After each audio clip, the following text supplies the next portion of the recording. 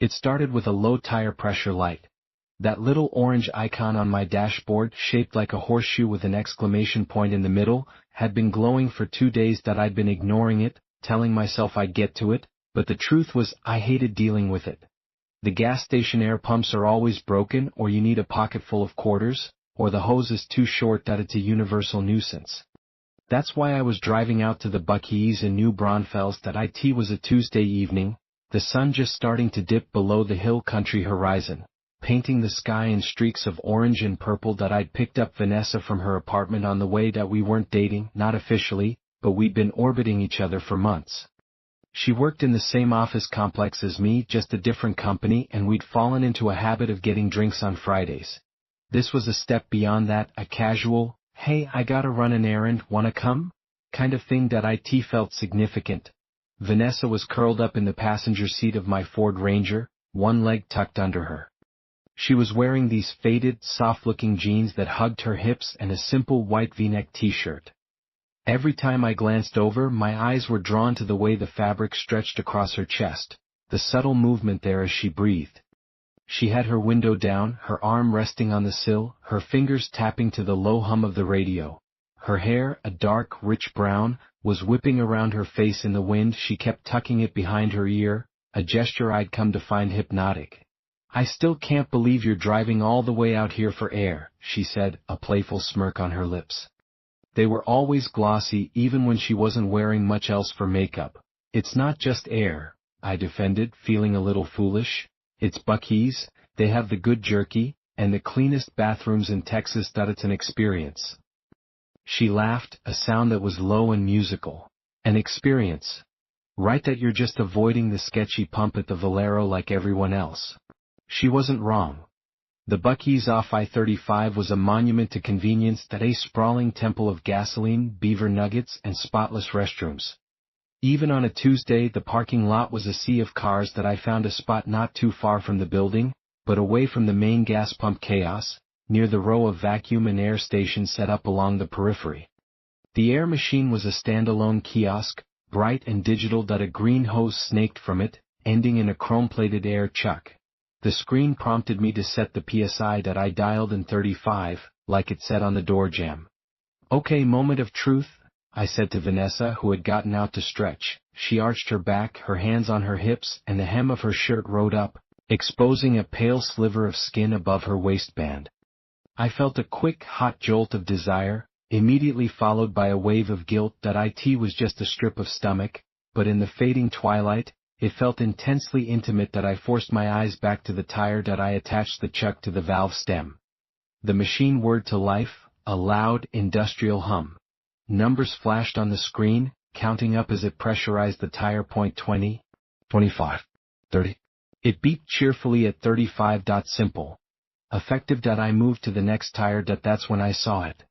After the second tire beeped, the screen didn't immediately reset to the PSI entry screen. For a second, it displayed 2 lines of text. Tire pressure, 35 psi. Passenger weight, 137 lbs. I blinked. That had to be a glitch. Some kind of diagnostic screen. It wasn't supposed to show customers. Passenger weight?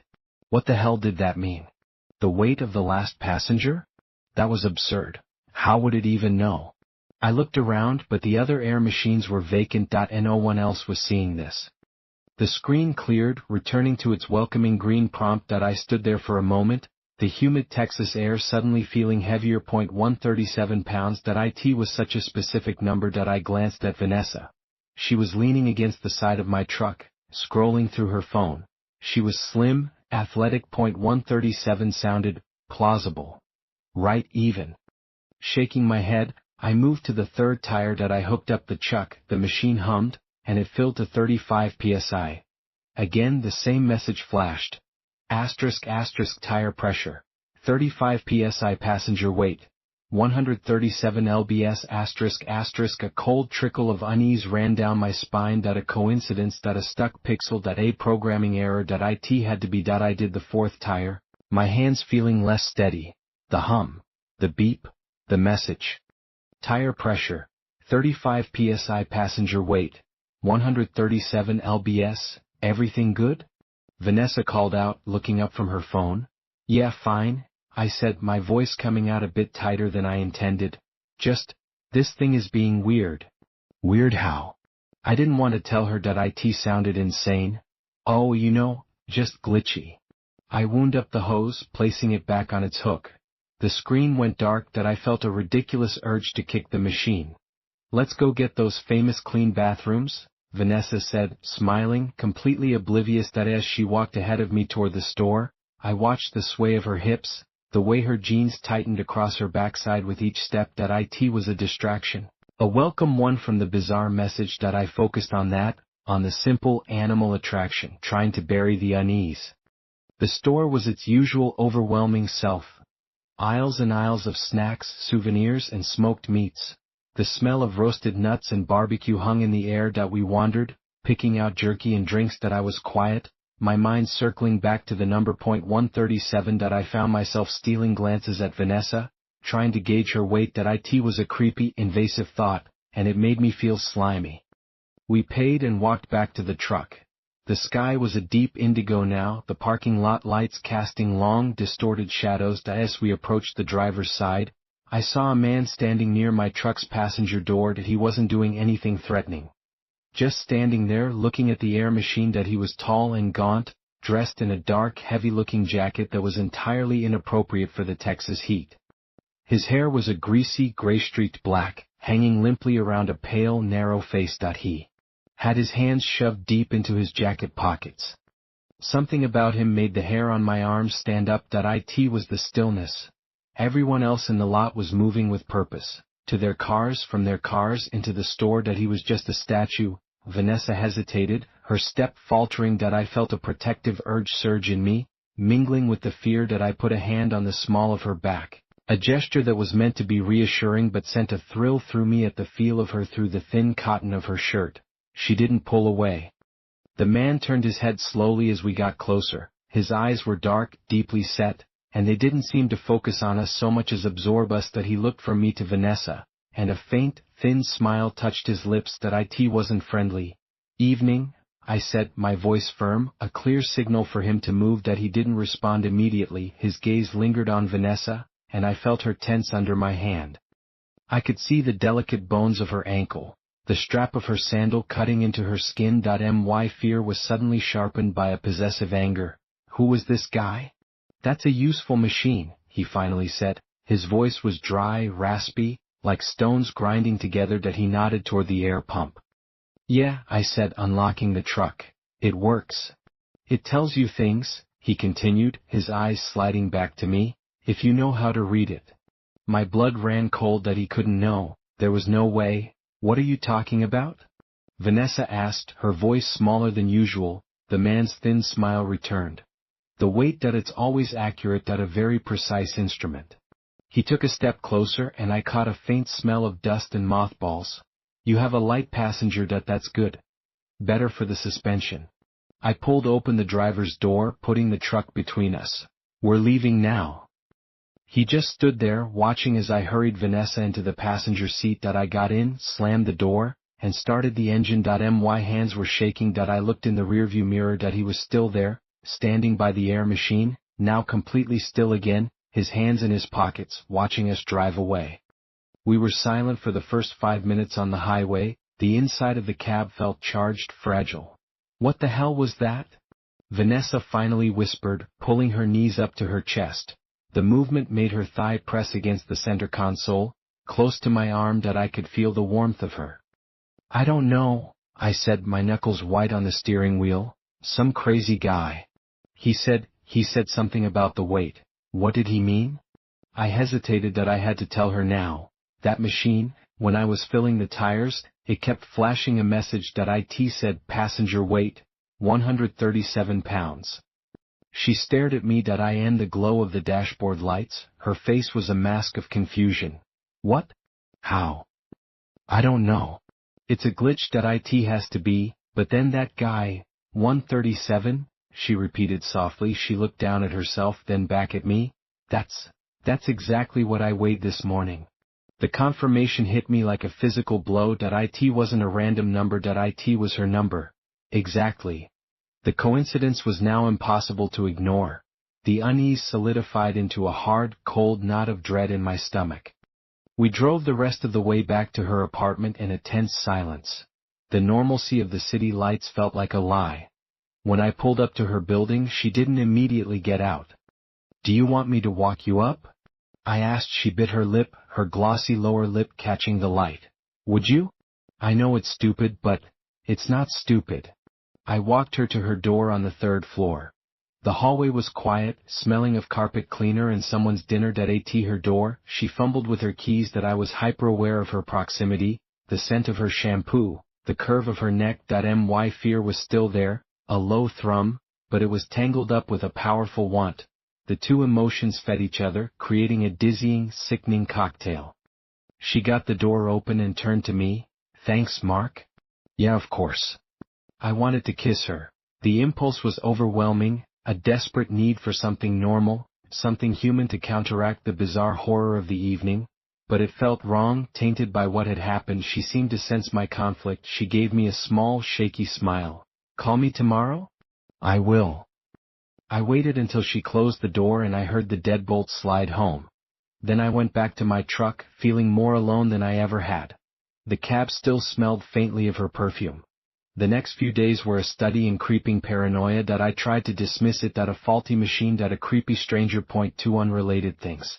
But my mind wouldn't let it go. I found myself obsessing over the number .137. I looked it up. It was a prime number. It was the atomic number of barium. It was meaningless, and yet it felt like a code I was supposed to crack.